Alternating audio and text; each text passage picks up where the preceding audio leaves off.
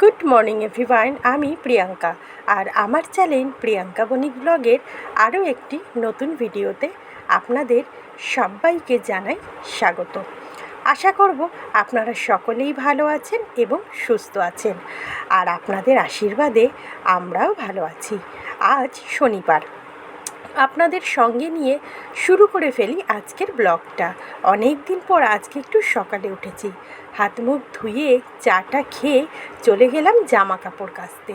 জামা কাপড় কেচে স্নান করে ভেজা কাপড়গুলো নিয়ে চলে আসলাম ছাদে। আর আজকে ছাদের ফুল গাছে অনেক কটা ফুল ফুটেছে।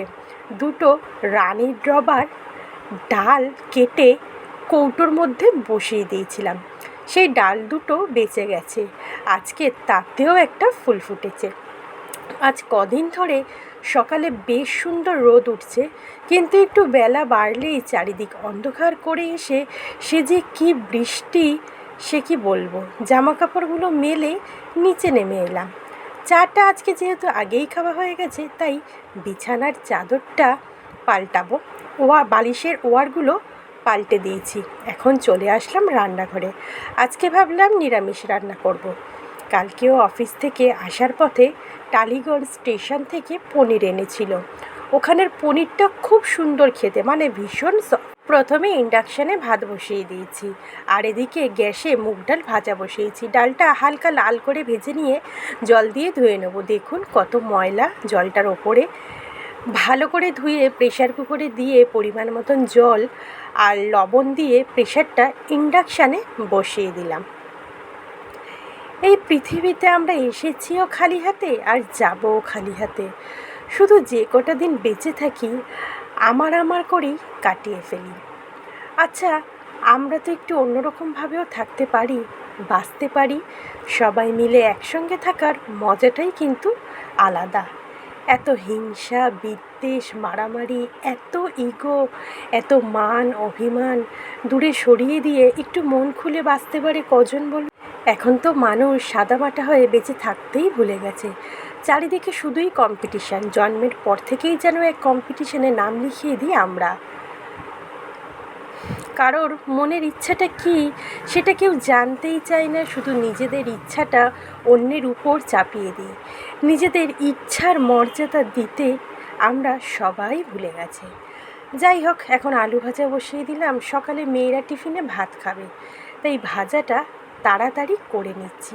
কড়াইতে তেল গরম করে ঝিরি করে কেটে রাখা আলু দিয়ে তাতে হলুদ গুঁড়ো দিয়ে কিছুটা ভাজা হলে তারপরে পরিমাণ মতো লবণ দিয়ে আরও একটু ভেজে নিলেই আলু ভাজাটা রেডি। আমরা সবাই জানি একদিন মরে যাব, এটা জেনেও সবাই পৃথিবীর রস, বর্ণ, গন্ধ সবটুকু ভালোবাসা নিয়ে বেঁচে থাকতে চাই। তাই তো বেঁচে থাকতে মানুষকে সম্মান দিন। মরে গেলে তো সবাই আধিক্যতা দেখাবে। তো এখন ডালটা সম্বার দেবো। সেরকম কিছুই না, গোটা জিরে, শুকনো লঙ্কা আর আদা জিরে বাটা দিয়ে কষিয়ে নিয়ে, মানে একটু ভাজা করে নিয়ে সেদ্ধ মুগ ডালটা ঢেলে দিলাম। এই একদম সাদামাটা মুগ ডালটা খেতে দারুণ লাগে। ডালটা ফুটে গেলে শুধু একটু হিং দিয়ে দেব।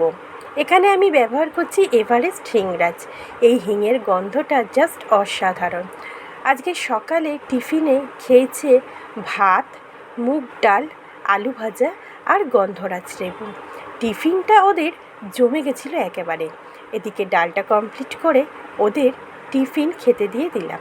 তারপর দুপুরের খাবার রান্নাটা বসালাম। ভাত ডালটা হয়ে গেছিলো, এখন বসাবো পটল ভাজা। তবে তার আগে কড়াইয়ের ডালটা নামিয়ে ফেলে কড়াইটা পরিষ্কার করে নিতে হবে। তারপর আবার কড়াইতে তেল দিয়ে গরম করে একে একে পটল ভাজাগুলো ছাড়তে হবে।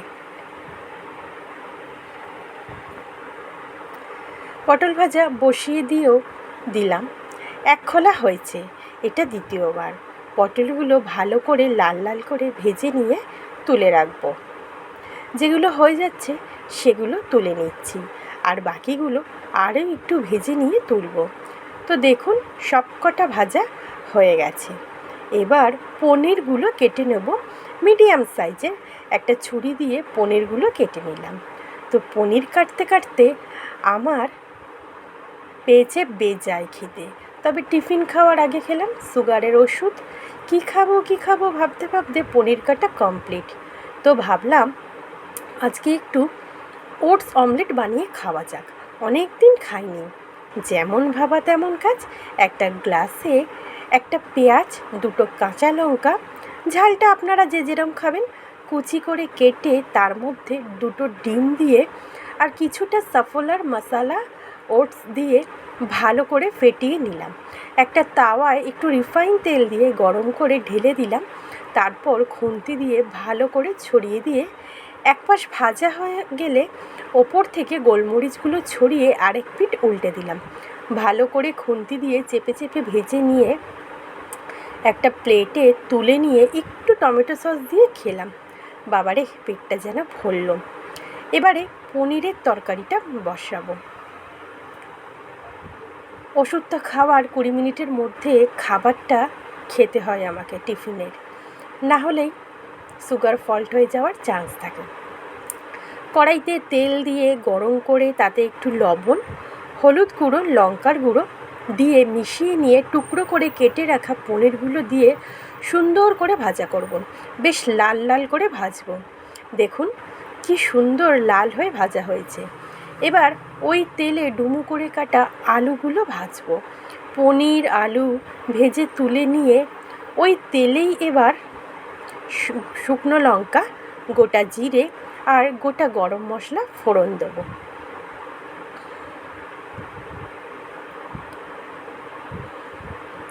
একটু মশলা করে নিয়েছি মাঝখানে, কাজু বাদাম, চারমগজ, একটু আদা আর কাঁচা লঙ্কা মিহি করে বেটে নিয়েছি।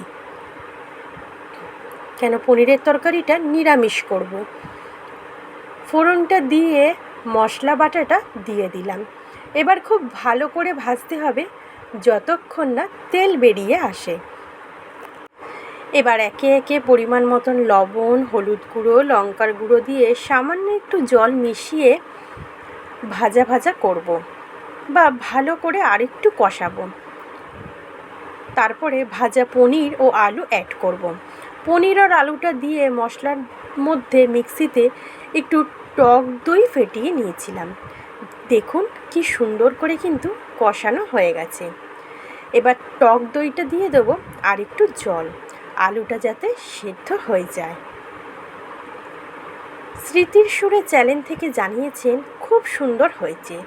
Simple and tasty recipe channel থেকে জানিয়েছেন দিদি পাশে আছি, এগিয়ে যাও। আপনাদের সবাইকে জানাই থ্যাংক ইউ এত সুন্দর কমেন্ট করে পাশে থাকার জন্য। এইভাবেই পাশে যেন পাই আপনাদেরকে। এবার তরকারিটা হয়ে গেছে। এবার ঘি আর গরম মশলা দিয়ে ভালো করে মিশিয়ে দেবো।